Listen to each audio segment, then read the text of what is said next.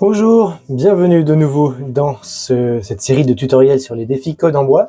Nous suivons le guide enseignant l'algorithmique débranchée et nous en sommes donc au tout début de la séquence jaune donc, qui introduit les notions de conditions et de tests donc si. Alors cette séquence est un petit peu plus difficile parce que les notions de si, sinon, etc. sont assez délicates, même si elles semblent très intuitives, en fait, elles sont un petit peu plus délicates à prendre en main. Donc le premier défi sera déjà un petit peu plus délicat. C'est pour ça qu'on recommande souvent de le faire avec l'aide du professeur au tableau en utilisant par exemple notre kit XXL avec des briques à trous. Alors le mission, donc, le numéro 21, s'appelle Spirale infernale. Et donc, voilà, donc vous la voyez à l'écran.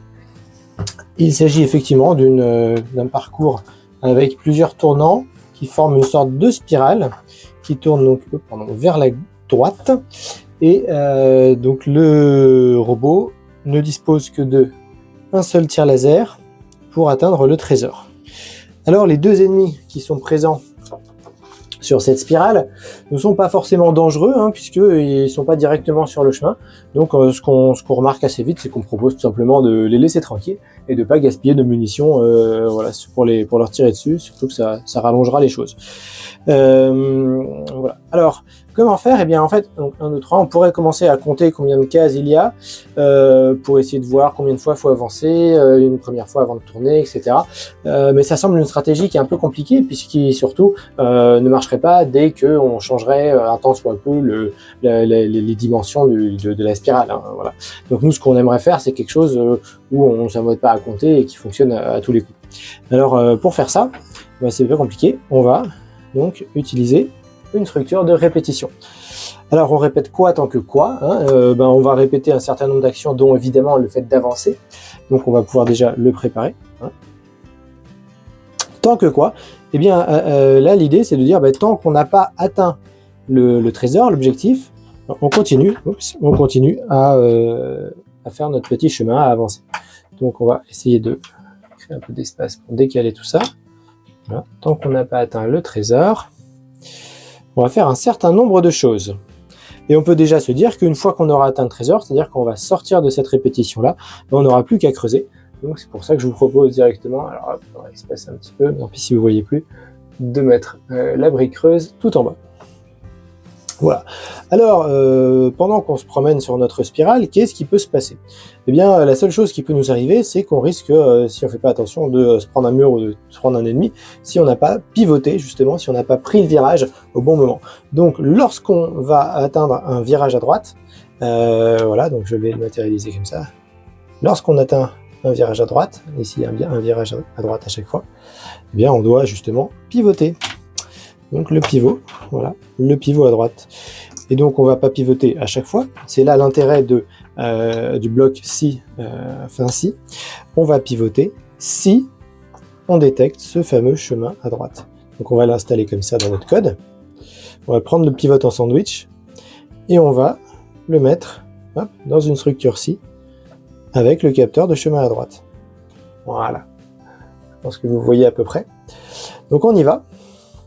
Alors, répète tant que pas trésor, donc ça, on va dire qu'on ne va pas le vérifier à chaque fois, il faudrait faire l'effort normalement, mais on sait que là, de toute façon, on n'a pas de trésor, donc on avance. S'il y a un chemin à droite, eh bien on pivote. Alors là, ce n'est pas le cas, donc on va sauter cette partie-là, pour aller directement en bas du répète qui nous dit de recommencer. Donc la condition est vérifiée. On y va, on avance, hop. Et alors là, bon, l'ennemi, on s'en fiche un peu, parce qu'on n'a pas mis, mais si on a un chemin à droite, on pivote à droite. Donc c'est le cas, je pivote à droite. Voilà, j'ai fait l'action qui dépendait de ce capteur-là. Je recommence, et là il me redemande d'avancer. Hop. Et on recommence. Tac, tac, tac, tac, tac, tac, tac. Alors, à ce moment-là, j'arrive sur la case du trésor. Donc, au moment où je recommence et je revérifie si je peux faire ma répétition, je découvre que oui, si, là je détecte bien un trésor, donc la condition d'arrêt, la condition de continuation de la répétition n'est pas respectée, puisque j'ai bien détecté un trésor. Je suis obligé de terminer et d'arriver ici à cet endroit-là du programme. On me demande alors de creuser, ce que je fais, et donc je valide l'objectif.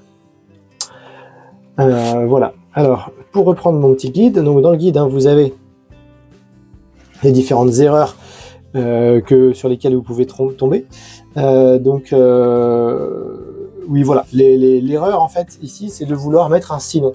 Alors, le sinon, on l'a pas encore vu justement, donc c'est ça, normalement, idéalement, vous le donnez pas encore aux élèves, mais souvent, ils ont envie de dire quelque chose, de faire quelque chose comme ça, c'est-à-dire, ils ont envie de dire, s'il y a un chemin à droite, on tourne à droite, et sinon, on avance.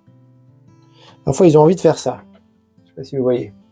Alors ça, c'est attention, parce que ça va pas marcher. Et on va vérifier. Alors, on commence ici. On y va. S'il y a un chemin à droite, je pivote à droite, sinon j'avance. Très bien, j'avance. Pas de problème, là on va continuer à avancer, etc. Mais qu'est-ce qui va se passer quand on tombe sur un chemin à droite?